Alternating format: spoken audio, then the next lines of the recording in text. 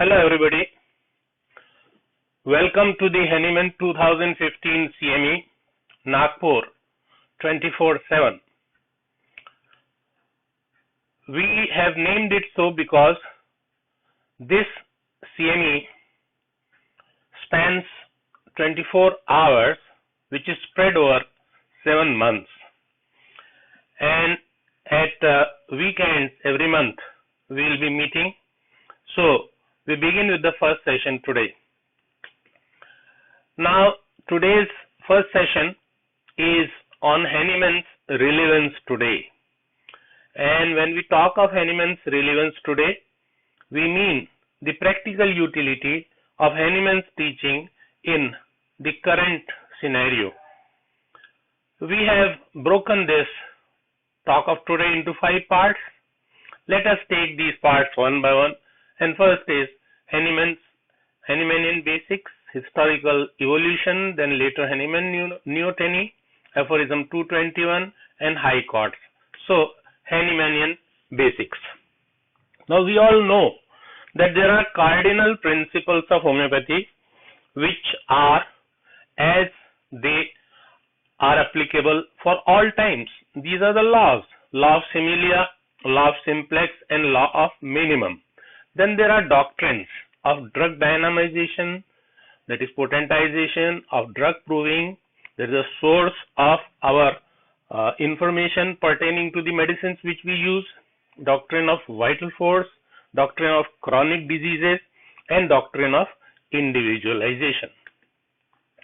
Now, that takes us to the consideration of coplanar in homeopathy. That is, there are 3 things. One is the vital force, and second is the disease, and third is the medicine.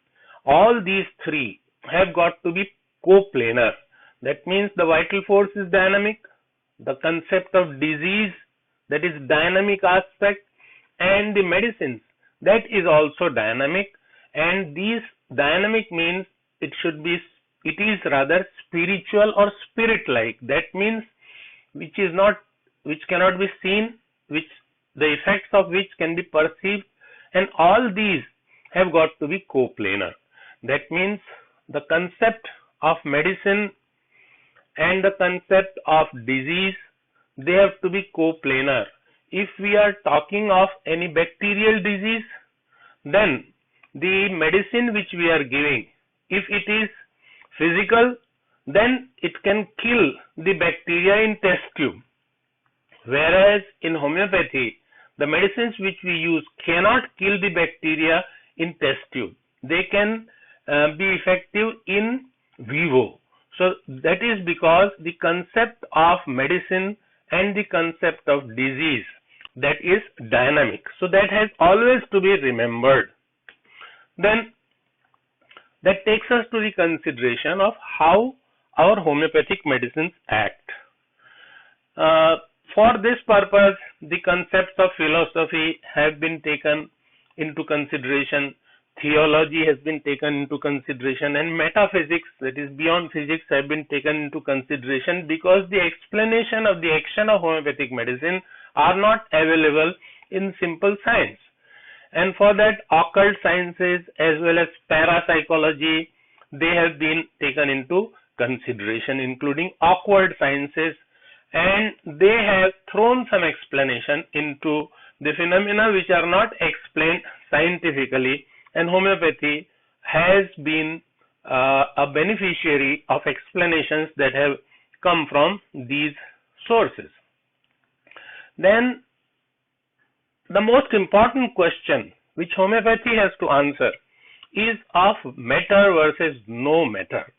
This Avogadro's number, which is 6 into 10 raised to the power 23, that is beyond that the matter ends. That means that beyond 12th potency there is no matter, and that means it contains no substance. And for that purpose, how the medicinal power remains in that, for that there have been many theories. Memory of water molecules, Kirlian photography, etc. have been some of them which have tried to explain the existence of matter in this. Scientists even now are trying to give explanation as to this phenomena, but we must remember one thing, and that is that it is for the phenomena, the facts, it is for the science to give explanation to the facts.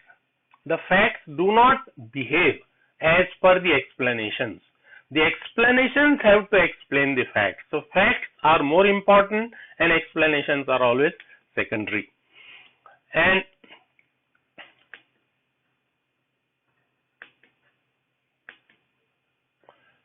that takes us to the consideration of what is dynamic, and that is whether dynamic is something which can be contrasted to static. Dynamic is something which is versus material, that is immaterial, and dynamic means which is spiritual. So these three dimensions of explanation of dynamic have been used by homeopathy, and we have to remember that. Then the question comes whether all this effect of homeopathy is only psychological. The answer is that there are limitations of suggestions, and suggestions are more useful in children and poor people because they flock to the charitable clinics, get little relief and say all right, they are better, and they are under suggestion, they wait. But how is it that it acts, homeopathy acts on plants, on pet animals and on laboratory animals?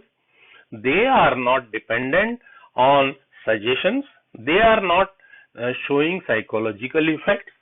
So these are the effects which are beyond psychological explanations.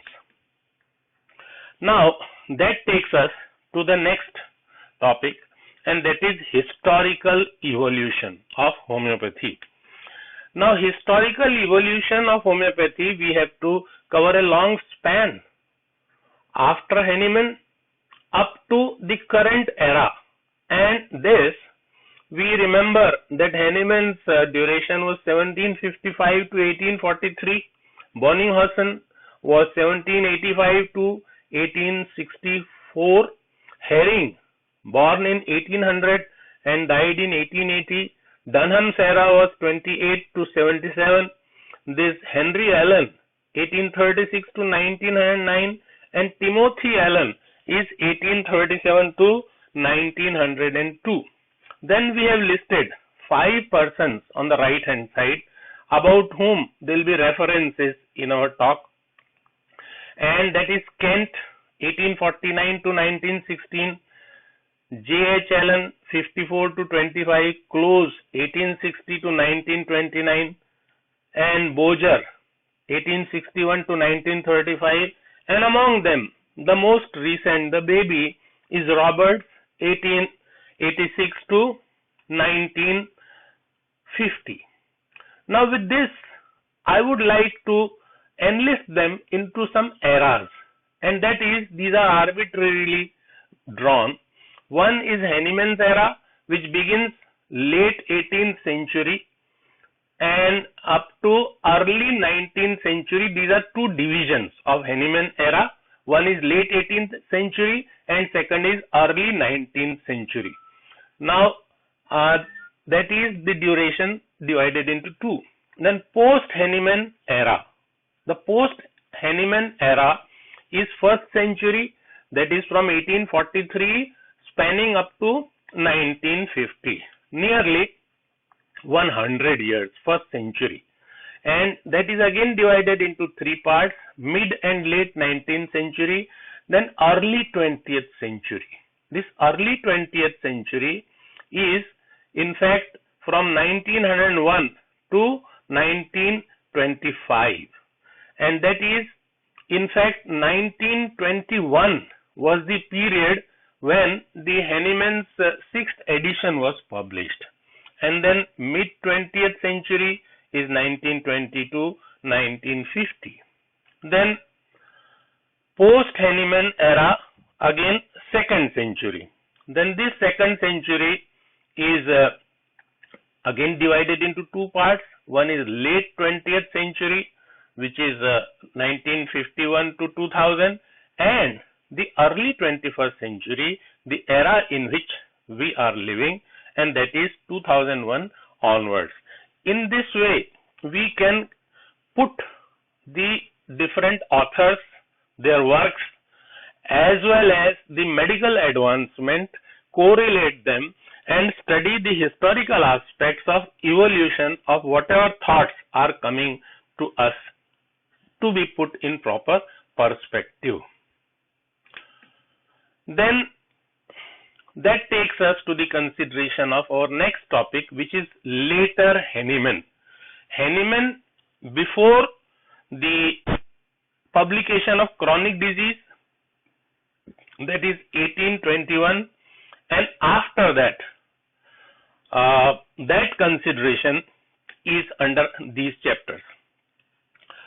Now, we know that in 1827, I take you to 1827, when Hahnemann's homeopathy had spread all over the world.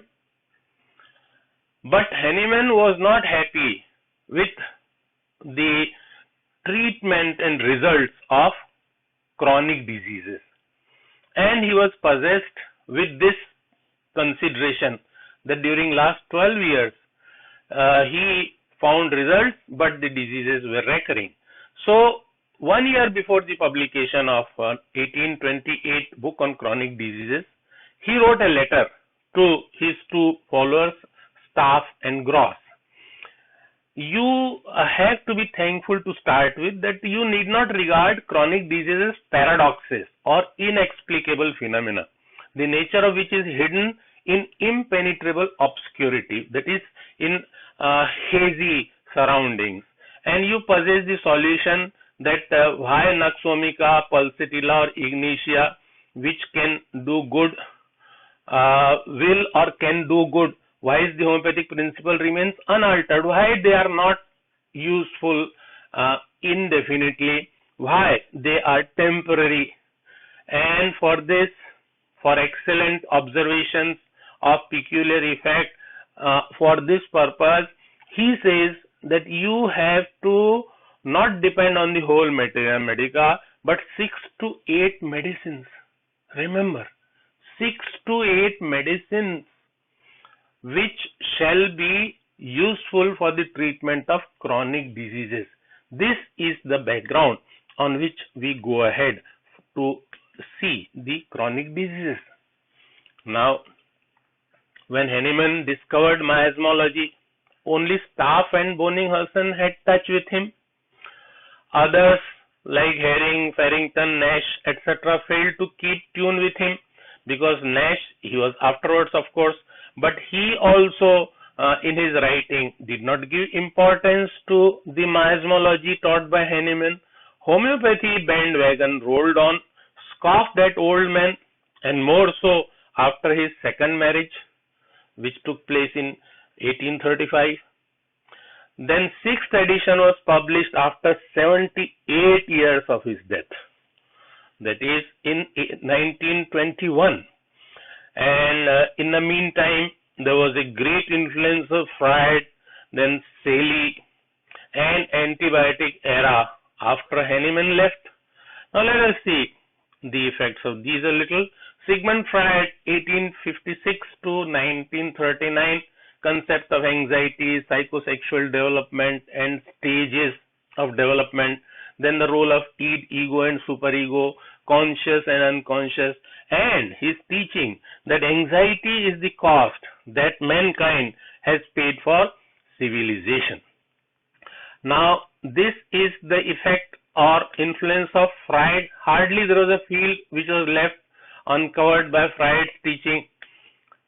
Then Hans Saley, from 1907 to 1972, medical scientist from Canada, Austrian endocrinologist, and muscle weakness, that is his theory of stress, which centers around the effects of muscle weakness, weight loss, apathy, found commonly in different diseases, then alarm, resistance and exhaustion stages of general adaptation syndrome.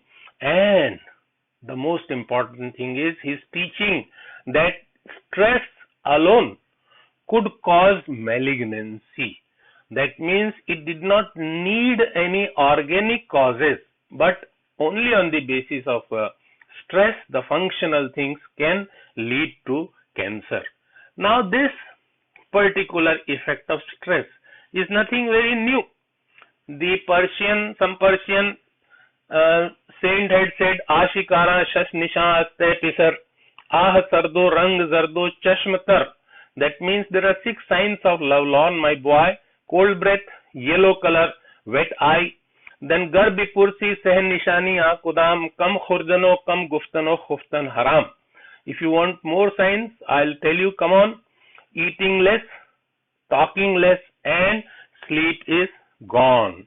So these are the signs of stress which was well known, be it the stress of a beloved at the adolescent age, young age, be it the love for profession, be it the love for God. These are the signs of stress, be it the stress due to anxiety or depression.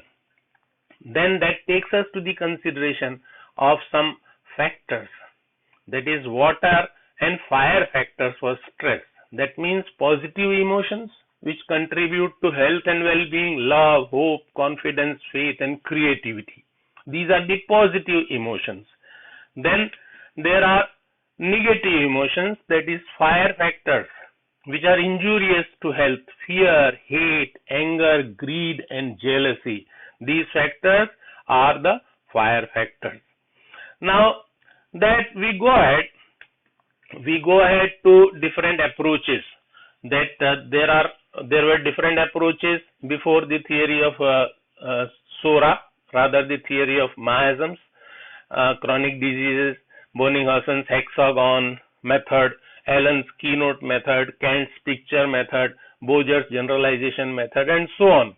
But they are all useless for curing chronic diseases unless the application of aphorism 5 is made for even acute disease: exciting causes, maintaining causes, and fundamental causes. Then today, most patients run to homeopathic clinics for non-miasmatic ailments such as diarrhea, injury, burn, fever, cough, etc. And acute practice focuses on aphorism 153 of Organon, and that is striking, singular, uncommon, peculiar, PQRS. These symptoms and same measures which are useful in acute disease, they lead to failures when we tackle chronic diseases. And Hahnemann himself had experienced the same thing, that this failure of these medicines which are useful in acute diseases, the same methodology does not deliver results in chronic diseases, and the diseases keep on recurring again and again. So that is what Hahnemann had noticed. So now this particular later Hahnemann and the concept of neoteny. Why the word neoteny is written here? Because in a zoo, some material was sent, some salamanders were sent across sea, and the journey took a few weeks, a few months rather, and when those salamanders were sent, the result which reached the destination was some other animal. And that is because the different stages of pedogenesis, that is there is egg, there is pupa, so larva, pupa, and the final stage of the animal. So this stages, what happens that during the third stage itself, there is recreation, there is procreation done. So that is next generation is born. But next generation which is born is not the adult generation, and that is why it is called neoteny. So somehow homeopathy also underwent neoteny, because Hahnemann's actual teaching was known only after 1921. His results of the pure final results, his results of final work of his old age, maturity, that were in the 6th edition, which could not be known to the earlier generation of homeopaths, including Kent and others, because they did not last till 1921. So that is why the homeopathy also underwent neoteny. So let us now go to aphorism 221. Now in aphorism 221, Hahnemann says that if insanity or mania caused by fright, vexation, abuse of spiritual liquors, etc. have suddenly broken out as acute disease in patient's ordinary calm state, although it almost always arises from internal sora, like a flame bursting forth from it, yet when it occurs in this acute manner, it should not be immediately treated with antisorics, but in the first place with remedies indicated for it out of the other class of proved medicaments, that is aconite, belladonna, stramonium, hyoscyamus, mercury, etc. in highly potentized minute homeopathic doses in order to subdue it so far as that the sora shall for the time being revert to its former latent state, wherein the patient appears as if quite well. I made it a little more simpler. That is, if insanity or mania suddenly breaks out, give indicated asoric remedies, sora then reverts to latent state. That is, caused by fright, vexation, abuse of spiritual liquors, etc. as an acute disease, it should not be immediately treated with antisoric. Now you can read the full sentence. Give indicated asoric remedies, for example, aconite, belladonna, stramonium, hyoscyamus, mercury. That is, we call it ABHMS. A is aconite, then B belladonna, H hyoscyamus, M mercury, and S stramonium, so that it becomes an acronym ABHMS. Sora then reverts to latent state and the patient appears as if quite well. So that is when it is quelled, the patient becomes as if quite well, and then we are required to give antisoric medicines. So this is the teaching of aphorism 221, and that is very much relevant even today. In emergencies, in conditions where there are violent reactions of even psychosis, of delusions, attended with delusions and hallucinations, even schizophrenia, even say for that matter intoxication, etc., caused by fright, vexation, etc. So in those conditions, we find the result of these 5 remedies as really wonderful, because they give us a good control without the use of allopathic antipsychotic remedies, normally, which when we come across these cases, we have a tendency to refer them to. Then that takes us to high courts. Now what is high courts? This is an acronym which has been coined by me. You can coin some another acronym also, that is Hahnemannian.